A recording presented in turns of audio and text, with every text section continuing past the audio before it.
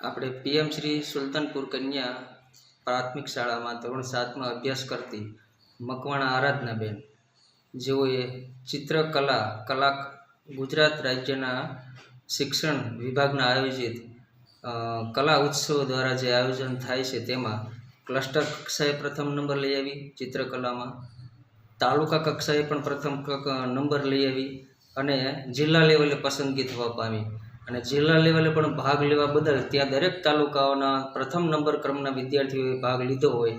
એમાંથી એક નાના એવડા ગામમાં સુલતાનપુર જેવું નાનું એવડું ગામ અને એમાં અભ્યાસ કરતી ગામડાની એક બાળકી જિલ્લા લેવલે બીજો નંબર લઈ આવી.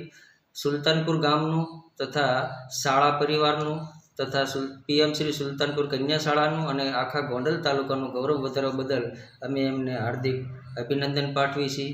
બીજું કે કલા વસ્તુ એવી છે કે બાળકોમાં ઘણી બધી સુસુપ્ત શક્તિઓ છુપાયેલી હોય છે. કારણ કે ઘણા બધા લોકોને એવું હોય છે કે ચિત્રકલા એટલે શું, એનું કોઈ મહત્ત્વ હોતું નથી, એવી સમજ ખોટી છે. કારણ કે કલાથી જ માણસ ઉજળો બને છે, એનાથી જ એને સર્જન શક્તિનો વિકાસ થાય છે. અને જ્યારે અભ્યાસ કરતી વખતે આગળ ટેકનોલોજીના ગમે તે એન્જિનિયરિંગ લેવલના અભ્યાસક્રમો માં ભણતા હોય બાળકો, ત્યારે ખરેખર એને જો ચિત્રો દોરતા આવડતું હોય, સરસ મજાનો હાથ વળેલો હોય, તો એ એના પ્રોજેક્ટ આસાનીથી તૈયાર કરી શકતા હોય છે. એટલે આવા દરેક બાળકોનો રંગો દ્વારા એનો વિકાસ થાય અને સુસુપ્ત શક્તિ બહાર નીકળે એવા અમારા પ્રયત્નો અમારી શાળાની બાળકીઓ નાના એવડા પ્રયત્ન કર્યા. તે બદલ આપણે આરાધનાબેન ચંદુભાઈ આજે કલા ઉત્સવમાં બીજો નંબર લઈ આવી તે બદલ અમે ગૌરવ અનુભવીએ છીએ.